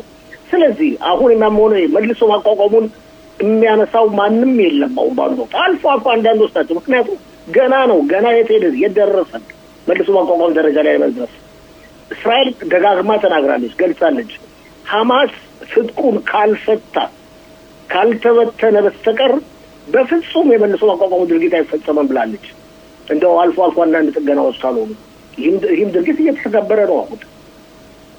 ብዙዎቹን ትንሽ አነጋጋሪ የሆነው ይሄ የሐማስ ትጥቅ መፍታት ሁኔታ የጊዜ ገደብ አለመሰጠቱ ነው። እስከ መቼ ነው እስራኤል ይሄን ነገር የምትለው የምትደጋግመው የሚሉ ብዛት ያላቸው ባለስልጣኖች የፖለቲካ ተንታኞችም የሚናገሩት ነው። ለምንድን ነው በእውነት እስራኤል በጊዜ ገደብ የሌለው ለዚህ ጉዳይ? እንደሚመስለኝ ውስጥ ለውስጥ የጊዜ ገደብ አለ ነው ብዬ ማምነው። ትክክል ጥያቄ፣ ጥሩ ጥያቄ ነው። ብዙዎች የሚያነሱት ነው። ባለስልጣኖች፣ ጋዜጠኞች ሰው ተራው መዝ የሚጠይቀው ጥያቄ ነው። እንዴት ሐማስ ትጥቄን አልፈታም እያለ እስራኤል ደግሞ ይፈታል እያለች እንካሰላንት እየተባባሉ እንደ 10 ዓመት ይቆያሉ፣ 5 ዓመት ይቆያሉ፣ 1 ዓመት ይቆያሉ የሚሉ ጥያቄዎች የተነሱ ነው። ግን እንደሚባለው ከሆነ በጥቂት ወራት ውስጥ ሐማስ ትጥቁን መፍታት እንዳለበት እርምጃ ይወሰዳል ተብሎ ይጠበቃል። እንደሚባለው ከሆነ ውስጣዊ የሆነ የጊዜ ገደብ አለ። ሐማስም እስራኤልም የሚያውቁት እንደሚባለው ከሆነ ወደፊትም ካስፈለገ ደግሞ ይፋ ሆነ ሁኔታ የጊዜው ገደብ ይነገራል ተብሎ ይጠበቃል። ግን አቶ ፋሲል እዚህ ላይ ምን መሰለህ፣ አንድ ነገር በተግባር የሚተገበሩበትን ነገሮች ነው እኛ ለምሳሌም እኛ ልንፈርድ የምንችለው ማለት እንዴት ነው? ራፊያህ ለሁለቱም አቅጣጫ ተከፍቷል። የሰብአዊ እርዳታ እና እንደመና እየገባላቸው ነው አዛ። ሐማስ ደግሞ የጦር መስራቱ መፍታት ሳይሆን እንዲያውም ራሱ እንደገና እያጠናከረ ነው። ያ ብቻ ሳይሆን በ47% በያዘው አካባቢ የተጎዱትን የመሬት ዋሻዎች እንደገና እያቋቋማቸው ነው። ቁና እውነቱ ይሄ ነው። አቶ ፋሲል ለምን ነው ራሳችን እንጀውለው? ገና የውስጥ ስምምነት አለ እያልን ማለት ነው። ለጊዜው እውነት መስሎታ እንጂ 47% ቦታ ደግሞ በጣም ትንሽ ነው። ብዙ መንቀሳቀስ አይቻልም። የራፊያህ ኬላ ተከፈተ። ስምምነት እኮ አለ። በስምምነቱ መሰረት 20 ነጥቦች በስምምነቱ ላይ ከ20 ነጥቦቹ አንዱ የራፊያ መከፈት ያለበት ሁኔታ ነው ማለት ነው። ጠላቶች ከተመለሱ በኋላ ሙሉ ለሙሉ የግዴታ መደረግ ያለበት ነው። በፓራሌል በሆነ ደረጃ ደግሞ በተመሳሳይ ሁኔታ ደግሞ ሐማስ ትጥቁ መፍታት ያለበት ነው። ይህ ነገር አስቀድሜ እንደገለጽኩት አዲስ ነገር አለ። አንድ ነጥቡን ማካነስ አቶ ፋሲል አንድ ነጥቡን ማካነስ መጨረሻ ላይ ፍልስጤም መንግስት ተቋቋማለች። በተለይም ጠቅላይ ሚኒስትሩን የማይደግፉት እንደ አዲስ አድርገው የሚያወሩት ነገር በ20 የስምምነት ነጥቦች ውስጥ አለ። የአዲስ ነገር አይደለም። አሁን የተደረገው ነው 21 ነጥቦች ማለት እርዳታ የመግባት ሁኔታ በ21 ነጥቦች ውስጥ ያለ ነው። 600 በቀን ምናምን እርዳታ እንዲገባላቸው በጣም ብዙ እርዳታ ስምምነት አለ። ያ ስምምነት በጊዜው ነው የተፈረመው። አሁን አዲስ የተፈረመ ስምምነት ወይም ሐማስ አሁን ራሱን አሻሽሎ በአዲስ መንገድ ማጠናከሩ አይደለም። ሐማስ በ47 መንቀሳቀሱ ከመጀመሪያው ጀምሮ የታወቀ ነው። ነገር ግን ለሁሉም ትዕግስት ያስፈልጋል። እንደሚመስል ነው እንደኔ አመለካከት በጥቂት ወራት ውስጥ 2፣ 3፣ 4 ወራት ውስጥ ሐማስ ትጥቁን ካልፈታ ከፍተኛ ችግር ይመጣል ብዬ ነው የማምነው። ጠቅላይ ሚኒስትሩም በዚህ አይነት ሁኔታ ጥቅምትም ተካሄደ፣ መስከረምም ተካሄደ፣ ሰኔ ተካሄደ። እኔ ደግሞ አንድ ነገር ልንገር አቶ ፋሲል፣ ከእንግዲህ በኋላ የእስራኤል ሀገር መንግስት አዛ ውስጥ ጦርነት ከፍቶ ገብቶ የሐማስን ጦር አያስፈታም። የዓለም መንግስት ፈቃድ አይሰጥም። የአሜሪካ መንግስት አይፈጥም። ሊሆን የሚችለው ለይስሙላ ያህል የጦር መሳሪያቸውን ፈትተዋል ተብሎ አንዳንድ ከሆነ የሆነ መጋዘን አቋቁሞ ከዛች መጋዘን ትንሽ የጦር መሳሪያዎችን አጠረቃቅመው በቃ የጦር መሳሪያውን ፈታ ነው እንጂ